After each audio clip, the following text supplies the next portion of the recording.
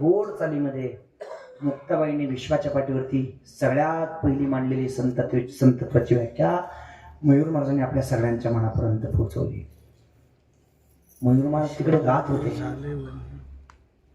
पण आपल्या सगळ्यांच्या डोळ्यासमोर ज्ञानोबांचा प्रसंग उभा करत होते. विश्वाच्या पाठीवरती, जगाच्या पाठीवरती पहिली संतत्वाची व्याख्या मुक्ताबाईंच्या मुखारविंदातून बाहेर पडली. जर मुक्ताबाईंच्या मुखातून ही संतत्वाची व्याख्या जर बाहेर पडली नसती आणि जर ज्ञानोबांनी ताटी उघडली नसती तर वारकरी संप्रदाय सर्वात पवित्र पंथ आपल्याला विश्वाच्या पाठीवरती नसता पाहायला मिळाला. मंडळी,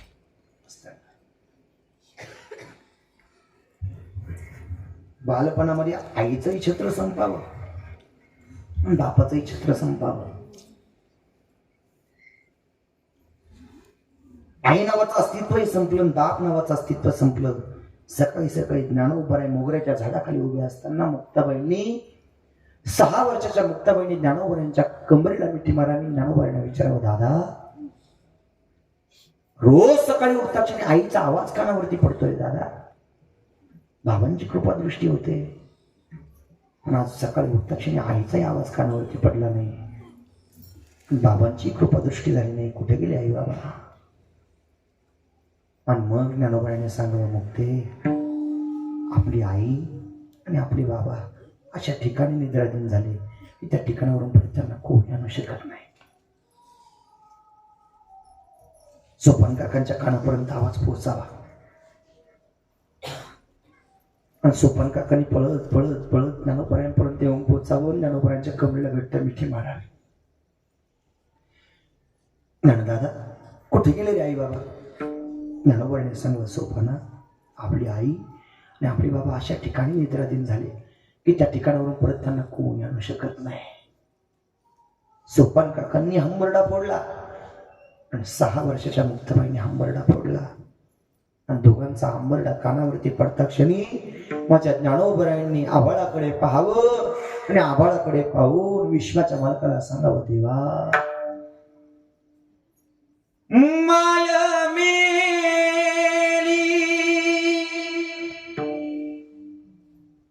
बाप गेला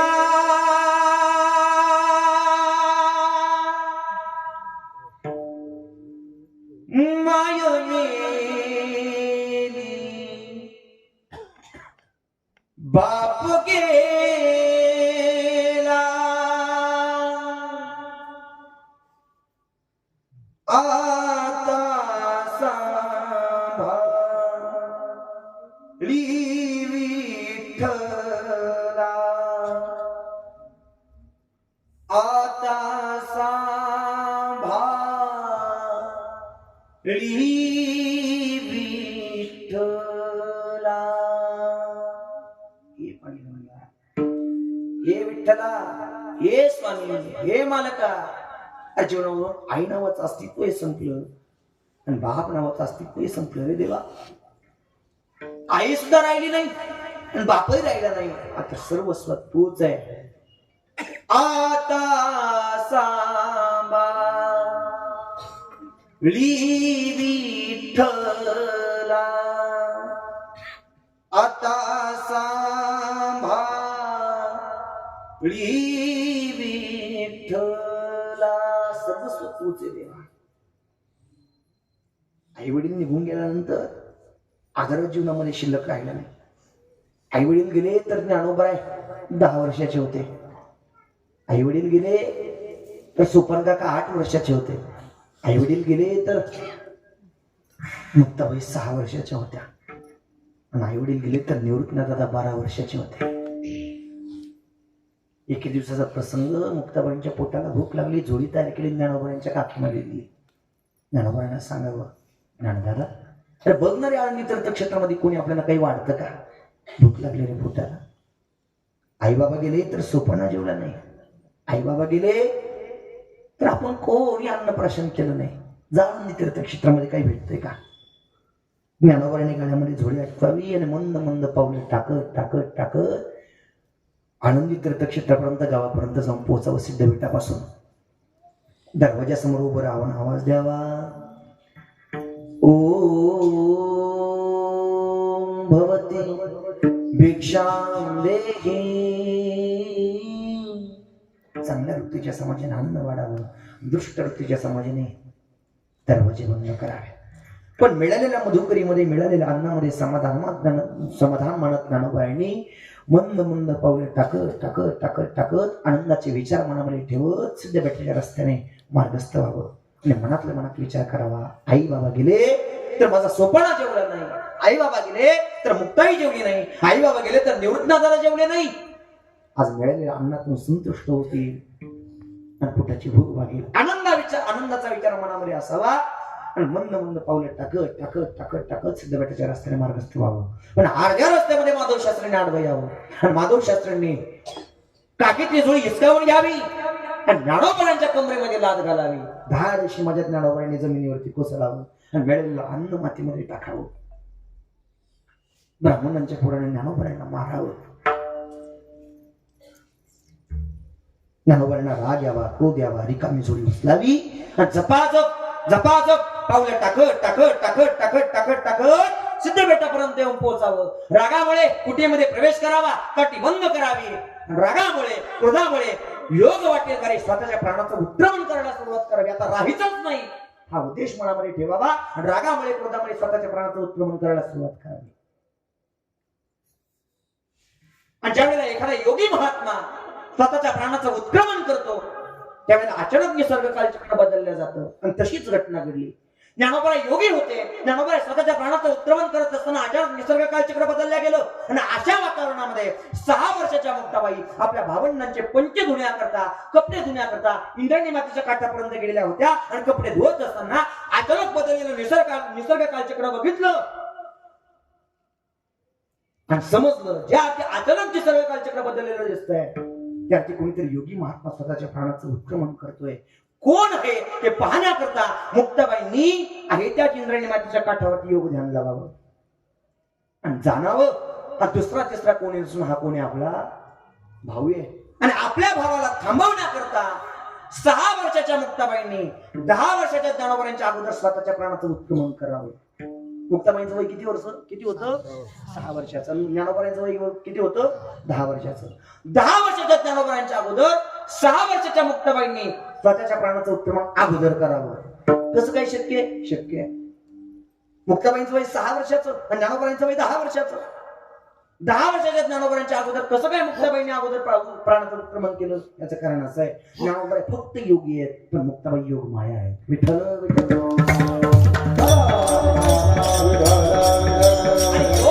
मुक्ताबाईंनी स्वतःच्या प्राणाचं उत्क्रमण अगोदर करावं आणि ज्ञानोबरायांचा प्राण रोखण्याकरता मुक्ताबाईंच्या प्राणाने या नासिकेमधून आतमध्ये प्रवेश करावा.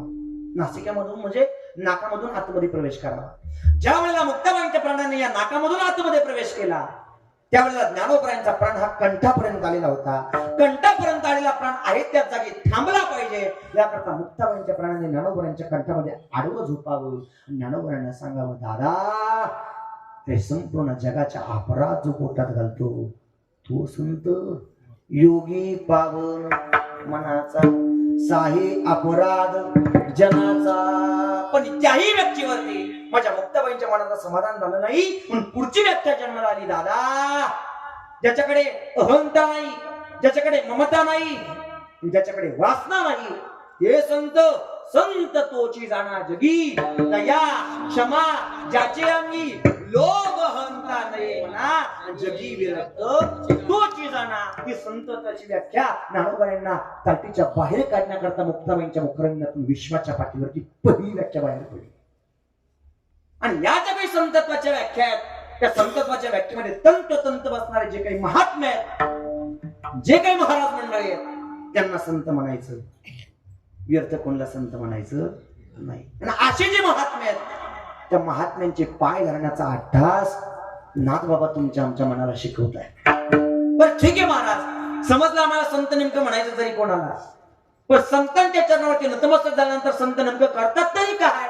आपण संतांच्या चरणापर्यंत जाऊन पोहोचलो की संत महात्मे पारमार्थिक दृष्टिकोनातून निस्वार्थ भावनेने प्रेम तुमच्या आमच्यावरती करतात. सांगतो जरा भजन करा. विठ्ठल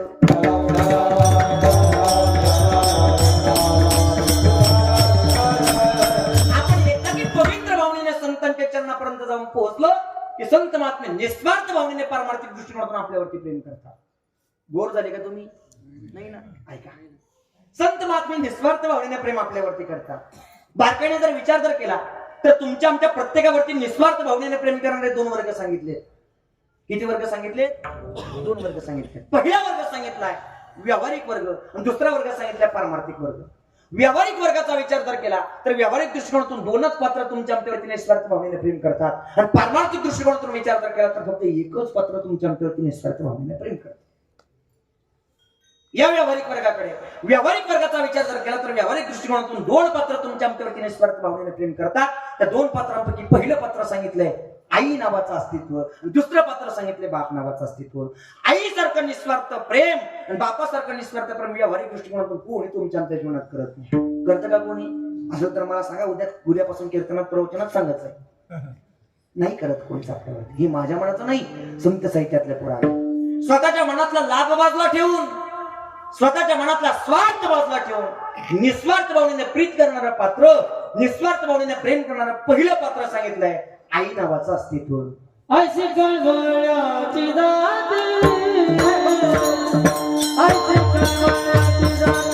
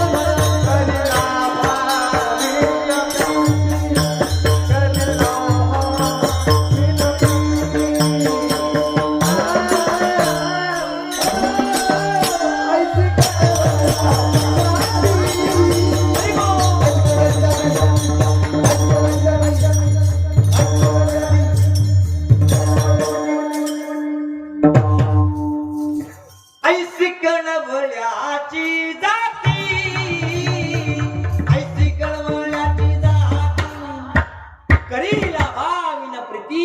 निस्वार्थ भावनेने प्रीत करणारा पहिलं पात्र सांगितलं आई नावाचं अस्तित्व, दुसरं पात्र सांगितले बाप नावाचं अस्तित्व.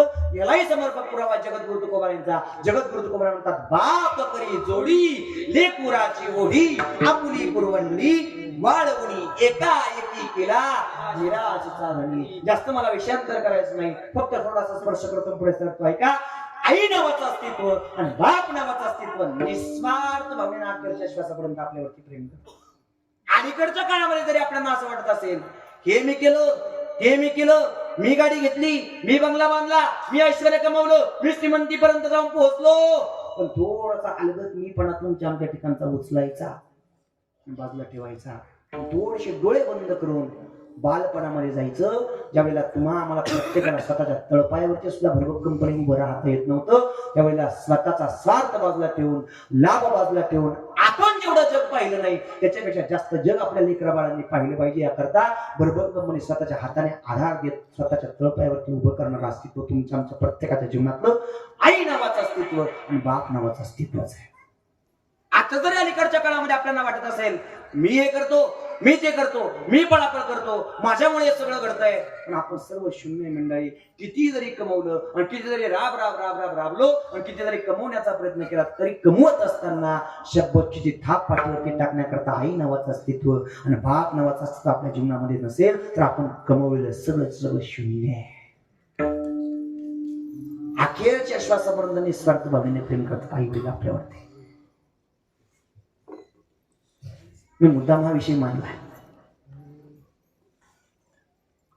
अखेरच्या श्वासापर्यंत निस्वार्थ भावनेने प्रेम करतात आई वडील. जसे आकाशामधून एखादी पक्षी उडत असावी आणि किती जरी उंच असली, किती जरी घायाळ झालेली असली ना, तरी किती उंचावरती जरी असली, किती जरी घायाळ झालेली असली तरी लहान लहान लेकरं असू द्या मंडळी, त्या पक्षिणीचं सायंकाळच्या वेळेला आपोआप लक्ष पिल्लांपाशी येतं. माया मंदिर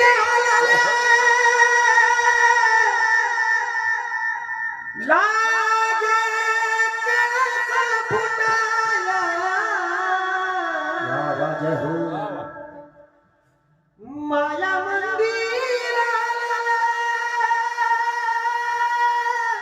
क्या बात है.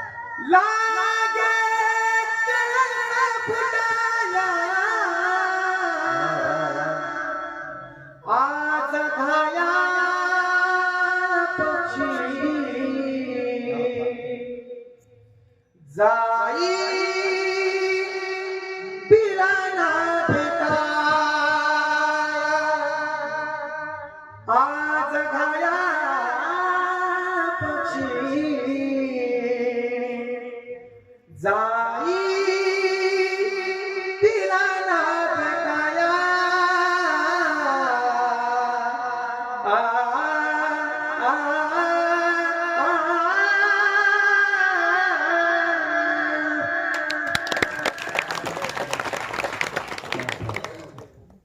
हेच मला ऐकायचं होतं म्हणून मी शिकलो. तीन बांधल घरट दिला विसावा निवारा. घेऊनिया पंखा खाली भरविला मोतीचा. दूर उडाली पाखरा पाण्याच्या कडाला. आज घायाळ पक्षिणी जाई बिराना भेटाया.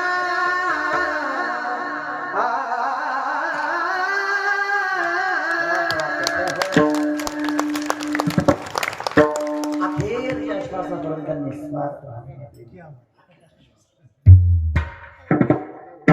मयूर महाराजांनी जे गायलं ना त्या ऐकत्या क्षणी सगळ्यांची आई डोळ्यासमोर उभी राहिली असेल. ज्याच्या ज्याच्या जेव्हातून माय नावाचं पत्र संपलं ना त्याला विचारायचं आई असतानाचे दिवस कसे असतात आणि आई गेल्यानंतरचे दिवस कसे असतात. आपलं बालपण आपल्या डोळ्यासमोर उभं राहिल्याशिवाय राहत नाही. तळप त्या उन्हात आणि रखरख त्या रानात राहिली समाजा कष्टाच्या कधी मिळी नमुक्त बरं नदी कधी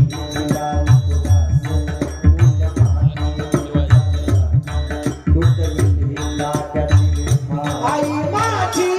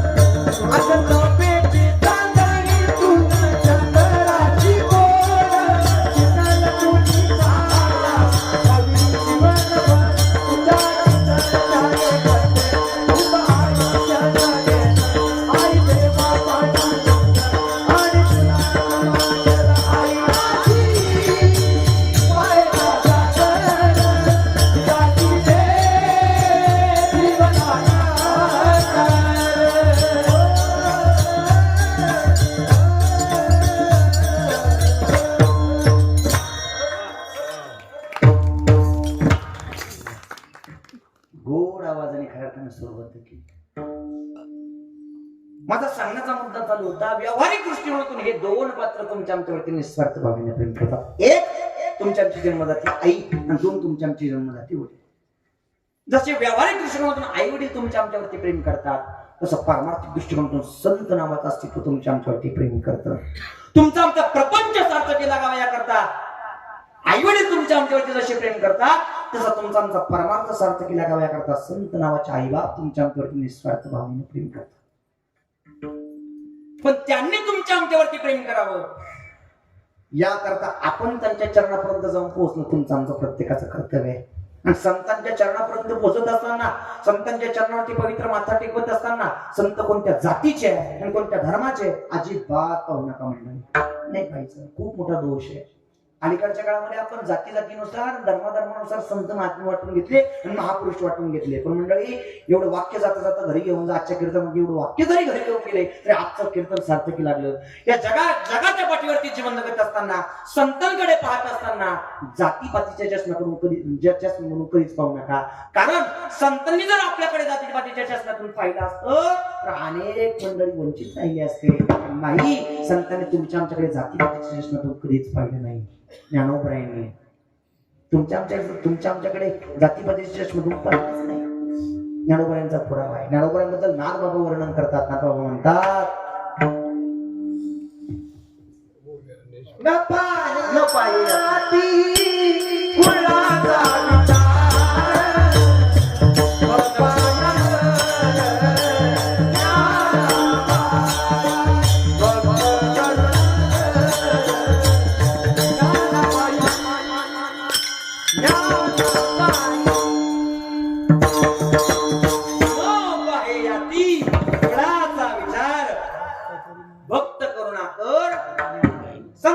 आमच्याकडे जातीपातीच्या चष्म्यातून पाहिलं नाही. मग आपण का संतांकडे जातीपातीच्या चष्म्यातून पाहिजे? अजिबात नाही.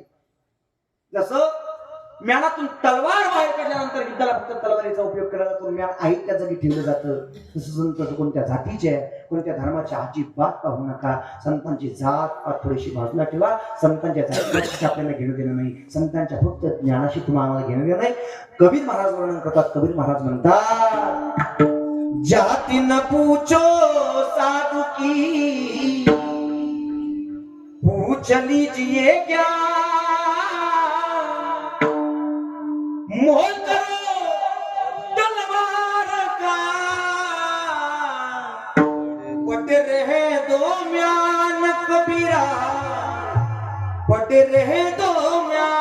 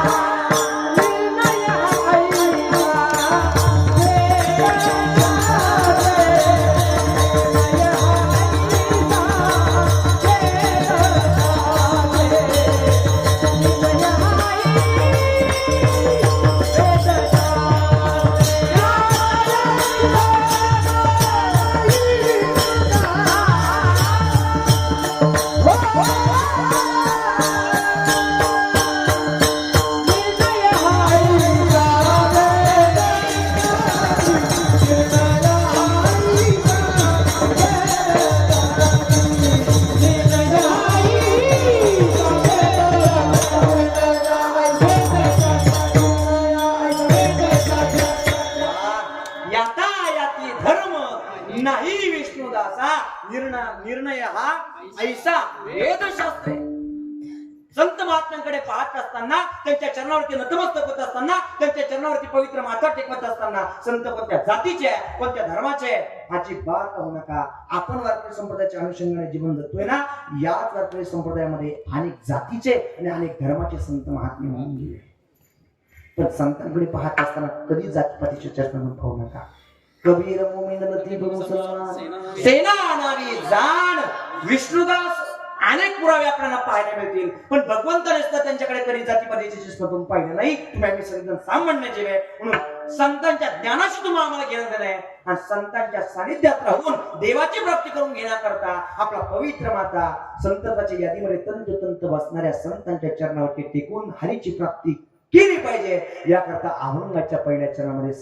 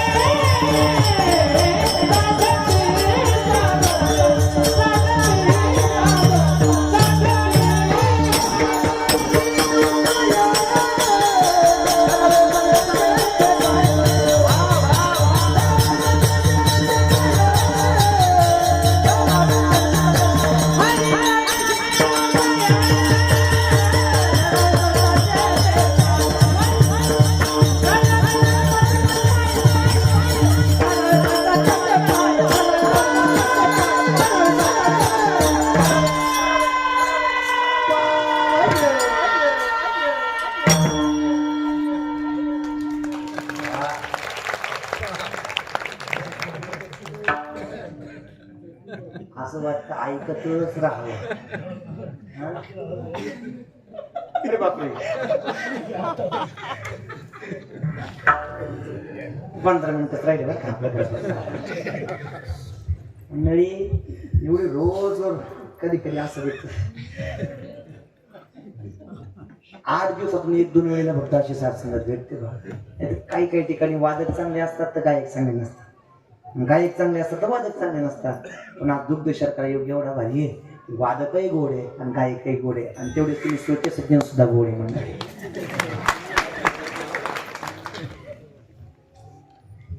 ही प्रसन्नता जर कीर्तनामध्ये जर असली तर वेळ सुद्धा कळत नाही.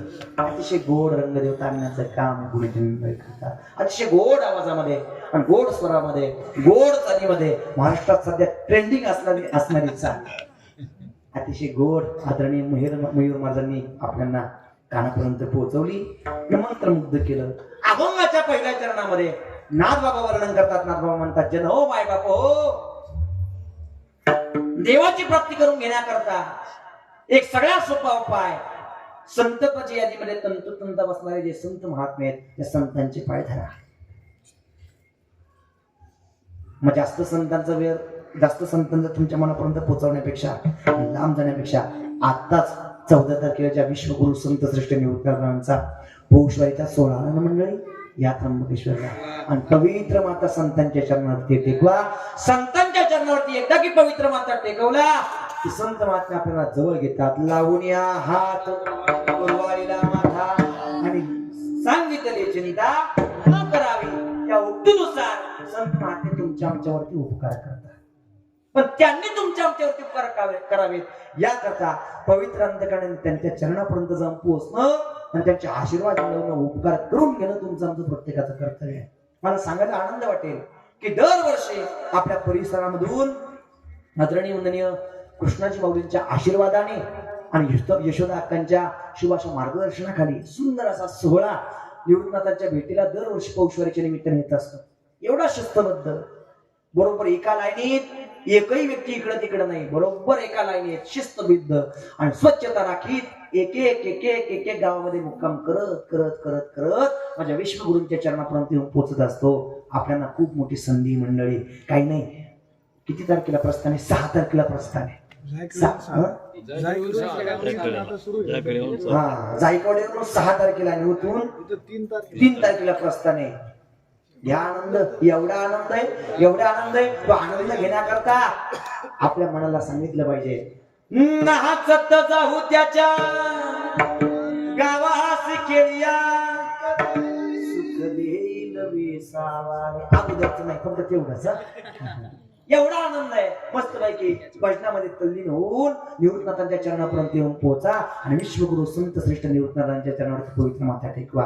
या विश्वाच्या पाठीवरती, जगाच्या पाठीवरती जेवढे काही तीर्थक्षेत्र आहेत ते सगळे तीर्थक्षेत्र ज्या संतांच्या चरणावरती आहे आणि सगळ्या तीर्थक्षेत्रांचं दर्शन घेण्याचं फळ एकदाच आपल्या पदरामध्ये पडावं या अपेक्षा जर इथं बसलेल्या मंडळींच्या मनाची असेल तर ते तीर्थक्षेत्र सगळ्याचे सगळे तीर्थक्षेत्र ज्यांच्या चरणावरती आहे ते संत म्हणजे विश्वगुरु संत श्रेष्ठ निवृत्त सकळ ही तीर्थ निवृत्तीचे पायी ते देवळी देही माझी मना त्या संतांच्या चरणावरती नतमस्तक व्हा. परिणाम संतांच्या चरणावरती नतमस्तक झालो की संत महात्मे तुमच्या आमच्यावरती उपकार करतात. पहिला उपकार तुम्ही आम्हाला पारमार्थिक दृष्टिकोनातून जागवण्याचं काम करतात. पहिला उपकार. दुसरा उपकार तुम्ही आम्हाला सांभाळण्याचं काम करतात. आणि संतांच्या सानिध्यात गेलो की संत महात्मे तिसरा उपकार तुमच्या आमच्यावरती करतात. तुम्ही आम्हाला शिकवण्याचं काम करतात. पहिला उपकार जागवतात. जागवलेलं संतांनी तुम्ही आम्हाला उठा जागे भारी आता स्मरण करा पुंडरीनाथा भावे चरणी ठेवा माथा चुकवी व्यथा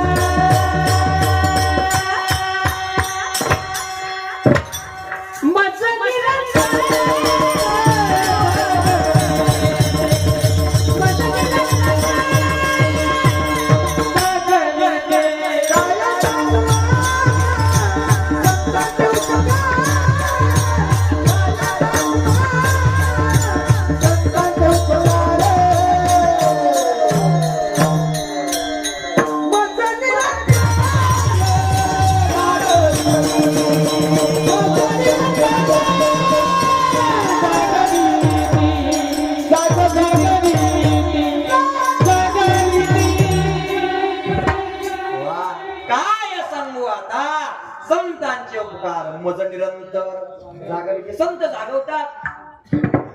बरं जाग करूच तर न जागा झालेल्या समाजाला जाग करण्याकरता संतांनी स्वाभिमान बाजूला ठेवून झोळी पसरवण्याचं काम केलं. दान मागितलं दान. आपला अधिकार नाही एवढा मंडळी पण आपला अधिकार नसताना आपण पारमार्थिक दृष्टिकोनातून जागा राहिलाच पाहिजे. याकरता संतांनी स्वतःचा स्वाभिमान बाजूला ठेवला आणि स्वतः झोळी पसरवली. दान मागितलं दान. काय जगजोगी जगजोगी जगे जाग बोलती जगे जाग बोलती जगजोगी जगे जाग बोलती जगे जाग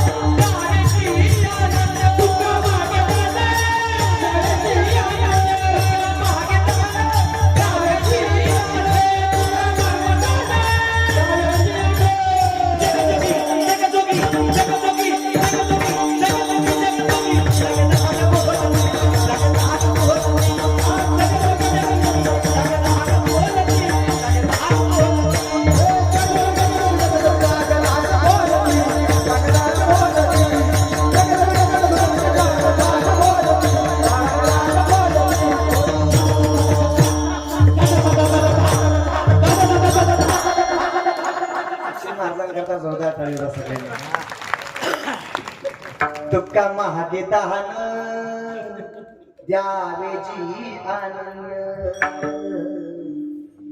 जगजोगी जगजोगी जागे जाग बोलती जागे जाग बोलती. संतांच्या सानिध्यात गेलो की संत महात्मे पहिल्यांदा तुम्हाला आम्हाला जागवतात. संत महात्मे जागवतात. दुसरा उपकार करतात, तैसे मज येती सांभाळीत, आणि सांभाळता सांभाळता सहज बोलणे, हित उपदेश करून सायास शिकविती. संत महात्मे शिकवतात. आणि एकदा की 3 उपकार संतांचे तुमच्या आमच्या जीवनामध्ये झाले की आपण निर्मळ होतो, निर्मळ. आणि एकदा की निर्मळ झालं की कळत नकळत विश्वाच्या मार्गावरती आपण प्रेम करतो, देवावरती प्रेम करतो. देवावरती प्रेम करण्याकरता अंतःकरणातली गाठ काढून टाकावी लागते. काय करावी लागते? गाठ काढून टाकावी लागते. आणि ते गाठ काढण्याचं काम कोण करत असेल तर त्या महात्म्याचं नाव आहे संत महात्मे.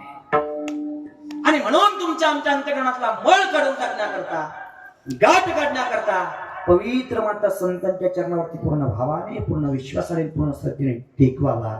या करता नाथबाबा वर्णन करतात, हरी प्राप्तीसी उपाय धरावे संतांचे ते पाय. आणि संतांचे पाय झाले की संत महात्मे तुम्हाला आम्हाला निर्मळ बनवतात. आणि देवाला सुद्धा तेवढंच पाहिजे मंडळी. आपलं अंतःकरण जर निर्मळ असलं ना, विश्वाचा मालक तुमच्या आमच्याकडचं पळत धावत आल्याशिवाय राहत नाही. तुका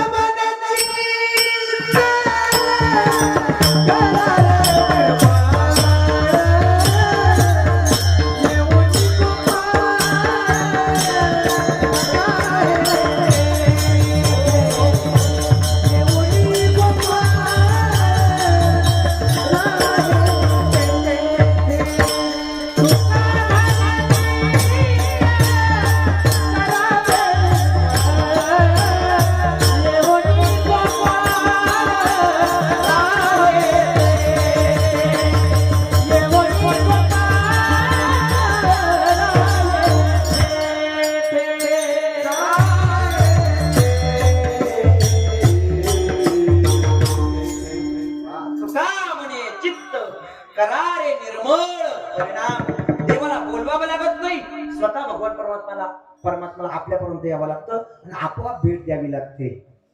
तुका म्हणे चित्त करारे निर्मळ येऊनी गोपाळ नाही देते, पण त्याने तुम्हाला आम्हाला आपण भेटावं. या करता संता पायी नाथा देविता सद्भावे तेने भेटी देव आपोआप. मग भगवान परमात्मा आपल्याला आपोआप भेटतो. देवाला मिळवण्याकरता, देवाला आत्मसात करण्याकरता झालं माझं कीर्तन संपलं, फक्त 10 मिनिटं राहिली. एवढा भाव जाता जाता घरी घेऊन जा ऐका मंडळी. देवाला मिळवण्याकरता, देवाला खऱ्या अर्थानं आत्मसात करण्याकरता, हरीची प्राप्ती करण्याकरता संतांना शरण गेलं पाहिजे, पहिला मुद्दा.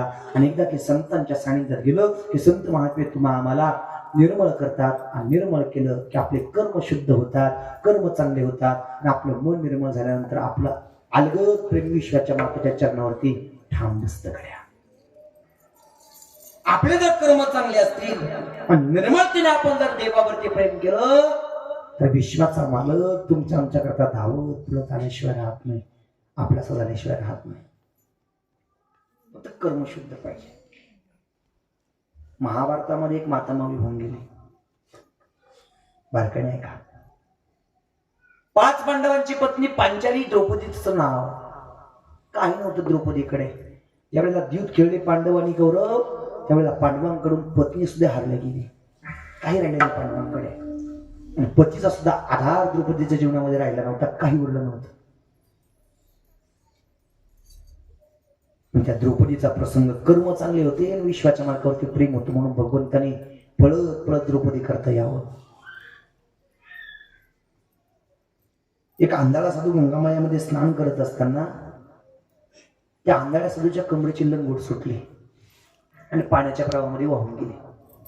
घडलेला प्रसंग संपूर्ण द्रौपदीने काठावरती उभं राहून पाहावा. त्या अंधाळ्या साधूला गंगेच्या बाहेर येण्याची अपेक्षा होती, पण कसं बाहेर जावं, कमरेला लंगोट नाही. लाजीरवाणापणा मनाला वाटला आणि मग आहे त्याच पाण्यामध्ये स्तब्ध उभं राहावं. घडलेला संपूर्ण प्रसंग द्रौपदीने पाहावा. द्रौपदीने मागचा पुढचा विचार केला नाही, भर पाण्याच्या प्रवाहामध्ये उडी टाकावी मुलीच्या अंतःकरणाने आणि स्वतःची साडी फाडून अंधाऱ्या साधूच्या कमरेला लंगोट लावण्याचं काम द्रौपदीने करावं. अंधाऱ्या साधूचा हात धरावा आणि बाहेर घेऊन यावं. आणि त्या अंधाऱ्या साधूला सांगावं, क्षमा करा महाराज, 5 पांडवांची पत्नी पांचाली मला म्हणतात, द्रौपदी माझं नाव, तुमच्या परवानगीच्या विरुद्ध कर्म पार पाडलं, मुलीच्या अंतःकरणाने पाण्याच्या प्रवाहामध्ये उडी टाकली महाराज, कमरेची लंगोट सुटलेली होती, मला पाहवलं नाही, तुम्हाला बाहेर येण्याची अपेक्षा होती, मला जाणवली, स्वतःची साडी पाडली महाराज आणि तुमच्या कमरेला लंगोट लावण्याचं काम केलं महाराज. पण तुमच्या परवानगीच्या व्यतिरिक्त कर्म पार पडलं, क्षमा करा महाराज. आणि मग अंधाऱ्या साधूच्या मुखातून शब्द बाहेर पडले, ऐक द्रौपदीबाई, तुझा आणि माझा परिचय नाही, पहिल्यांदाच भेटीचा योग आहे. पण तू जे कर्म पार पाडलं ते मुलीच्या अंत्यकरणाने पार पडलं, पवित्र कर्म पार पाडलं. या अंधाऱ्या साधूच्या आबरूची लाज राखण्याचं काम केलं बाई तू आज. पण ज्या साडीचा पदर फाडून तो या अंधाऱ्या साधूच्या कमरेला लंगोट लावण्याचं काम केलं, त्या पदराला जरी उभ्या आयुष्यात कोणी हात लावला तर विश्वाचा मालक पदर बनून तुझ्या आबरूची लाज राखण्याकरता आल्याशिवाय राहणार नाही. तशीच घटना घडली. दुर्योधनानं दुःशासनाला सांगा, दुःशासना, अरे पाहतो काय, फेड तिचे वस्त्र. दुःशासनाने पदर धरावा, ओढीत फरफटीत घेऊन यावं आणि पदर धरावा, सरसर पडत पदर ओढायला सुरुवात करावी. वस्त्र हरण चालू असताना द्रौपदीचं लक्ष 5 पतींवरती जावं, पण 5ही पांडवांनी खाली माना घातल्या. पितामह भीष्माचार्यांवरती लक्ष जावं, पितामह भीष्माचार्याने सुद्धा खाली मान घातली. आणि मग द्रौपदीला कळालं इथं कोणी आपल्या कामाचं नाही, म्हणून प्रेमपूर्वक अंतकरणाने निर्मळतेने द्रौपदीने विश्वाच्या मालकाला आवाज द्यावा, कोठे गुंतलासी द्वारकेच्या राया, वेळ का सकया लावीला, कुठे गुंतला देवा तू, चल, भक्ताची लाज राखणं तुझं काम आहे देवा. तेवढं प्रेम होतं द्रौपदीचं भगवंतावरती, तेवढी श्रद्धा होती, तेवढा भाव होता, तेवढा विश्वास होता द्रौपदीचा भगवंतावरती. आणि त्या प्रेमाच्या बळावरती अधिकाऱ्याने द्रौपदीने आवाज द्यावा, देवा चल, कुठे गुंतला तो दीनानाथ ब्रीद सांभाळ या पुढे, देवा रे कुठे गुंतला, चल. भगवंताने हातातलं काम बाजला सारावं आणि हातातलं काम बाजला सारून द्रौपदीची लाज राखण्याकरता भगवंताने गरुडावरती बसावून निघावं. अर्ध्या रस्त्यामध्ये आल्यानंतर परत एकदा द्रौपदीचा धावा यावा, तुम बिन मोरी कोण खवरिले, गोवर्धन गिरिधारी, कुठे गुंतला.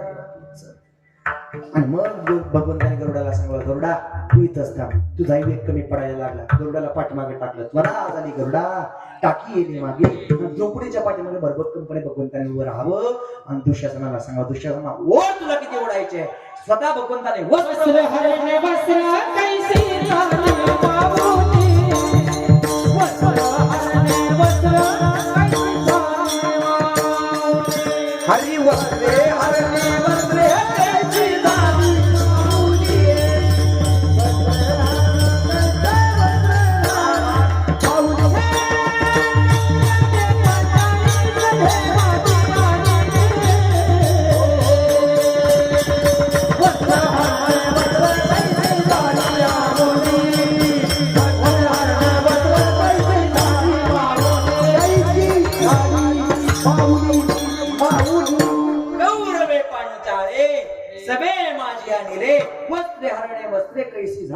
स्वतः भगवंताने वस्त्र व्हावं. ऐका बरं का माता माऊल्यांनो, द्रौपदीला जे वस्त्र भगवंताने पुरवले होते ते वस्त्र इथून तिथून जमा केलेले वस्त्र पुरवले नव्हते. भगवंताने स्वतः वस्त्र व्हावं आणि मग द्रौपदीला वस्त्र पुरवण्याचं काम करावं. कौरवे पांचाले सवे माझी आणले, वस्त्रे हरणे वस्त्रे कैसे झाले माऊली.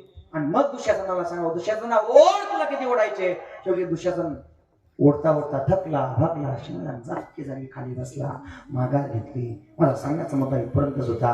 भगवंताने भरभक्कमपणे द्रौपदीच्या पाठीमागे उभं राहावं. का? कारण द्रौपदीने फक्त प्रेमाच्या बळावरती भगवंताला आपलंसं केलं होतं. कशाच्या बळावरती? प्रेमाच्या बळावरती. जेवढं प्रेम भगवंताची पाचवी बहीण सुभद्रा, त्या सुभद्राचं प्रेम जेवढं भगवंतावरती नव्हतं त्याच्यापेक्षा जास्त प्रेम कोणाचं होतं? द्रौपदीचं होतं. मंडळ ज्यावेळेला भगवंताचं बोट कापलं आणि भगवंताचं बोट कापल्यानंतर नारद मुनींना भगवंताने जवळ बोलवावं आणि नारद मुनींना सांगावं, नारद मुनी अहो बोट कापलं माझं, जा सुभद्रेपर्यंत काहीतरी चिंधी फाडून आणा. नारद मुनींनी सुभद्रेपर्यंत जाऊन पोचावं, सुभद्रेला सांगावं, सुभद्रेबाई अरे बोट कापलं भगवंताचं, काहीतरी चिंधी फाडून आणा. सुभद्रा म्हटली, माझ्या अंगावरती भरदरीत शालू आहे, कसा फाडावा कसा द्यावा. पाठची बहीण होती पण नाही दिला शालू फाडून, नाही दिली चिंधी फाडून. आणि सुभद्रेने नकार दिल्यामुळे नारद मुनीने द्रौपदी माईचा दरवाजा वाजवावा. द्रौपदीला सांगा, द्रौपदीबाई अगं बोट कापलं भगवंताचं, काहीतरी चिंधी फाडून दे. द्रौपदी म्हटली, त्याच्याकरता वस्त्राची चिंधी का, काळजाची सुद्धा चिंधी फाडून देण्याकरता तयार आहे. आणि मग भगवंताला बांधण्याकरता द्रौपदीने मागचा पुढचा विचार केला नाही. पवित्र अंतकरणाने भगवंताच्या बोटाला बांधण्याकरता, चिंदी फाडून घेण्याकरता द्रौपदीने काय केलं ऐका. बर जरी ग पितांबर दिला फाडून, बर जरी ग पितांबर दिला फाडून, द्रौपदी समंदू शोभे नारायण, सुभद्रा कृष्णाच्या पाठीची बहीण, विचाराया गेले नारद म्हणून, बोट श्रीहरीचे कापले ग बाई, बांधायाला चिंधी लवकर दे, सुभद्रा बोलली शालू पैठणी, फाडून का देऊ चिंधी तुम्हासनी, पाठीची बहीण झाली वैरीण, द्रौपदी सबंधू शोभे नारायण. द्रौपदी बोलली हरीची मी कोण, परी मला त्याने मानिली बहीण, परी मला त्याने मानिली बहीण, काळजाची चिंधी. द्रौपदी म्हटली काळजाची चिंधी काढून देईन, एवढे तयाचे माझ्या वरील, वसने देवनी हरी राखी माझी लाज, चिंधी साठी आला माझ्या दारी हरी आज, चिंदी साठी आला माझ्या दारी हरी आज, त्रैलोक्य मुलाचे बसली दिली फाडून, द्रौपदी सबंधू शोभे नारायण. कशामुळे घडलं प्रेमाचे लक्षण, भारी विलक्षण, जैसी ज्याची भक्ती तैसा नारायण, जैसी ज्याची भक्ती तैसा नारायण. भर जरी ग पितांबर दिला फाडून, द्रौपदी सबंधू शोभे, द्रौपदी सबंधू शोभे, द्रौपदी सबंधू शोभे. कशाच्या बळावरती? फक्त प्रेमाच्या बळावरती. आणि म्हणून ते प्रेम अंतकरणामध्ये निर्मळतेने उत्पत्ती व्हावं याकरता धरावे संतांचे ते पाय, परिणाम हरी प्राप्तीचे उपाय. हरीची प्राप्ती झाल्याशिवाय राहत नाही. आणि एकदा की हरीची प्राप्ती झाली की तेने साधती साधने, तुटती भवाची बंधने. संतांशिवाय देवाची प्राप्ती होऊ शकत नाही. संताविना प्राप्ती नाही, ऐसे वेद देते वाही. आणि एका जनार्दनी संत पूर्ण करती बोलल्या 3 चरणाचा भावार्थ परत जर कधी योग आला तर नक्कीच तुमच्या मनापर्यंत पोहोचवेल.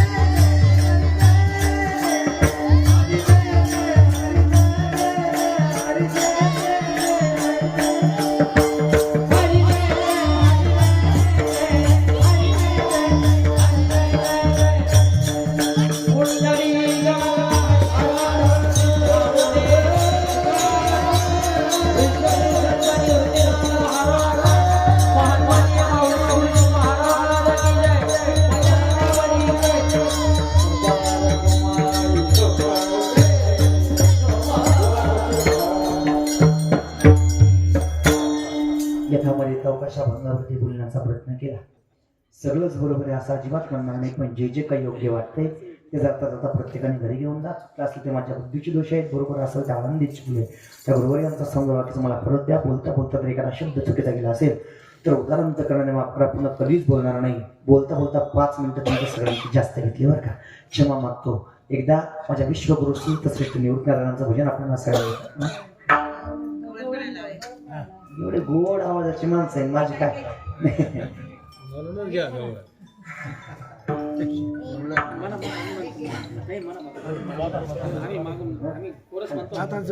एकदा नाथांचं भजन घेऊ. सगळ्यांनी मोठ्या प्रेमाने हात वरती करा. निवृत्ती राया निवृत्ती राया निवृत्ती राया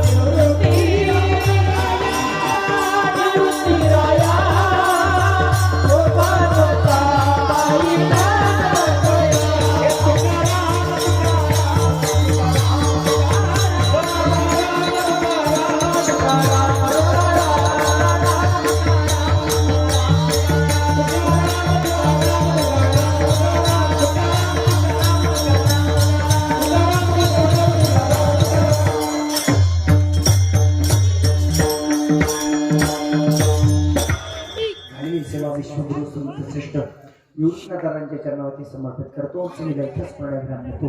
या कीर्तनाकरता सगळी जाणती मंडळी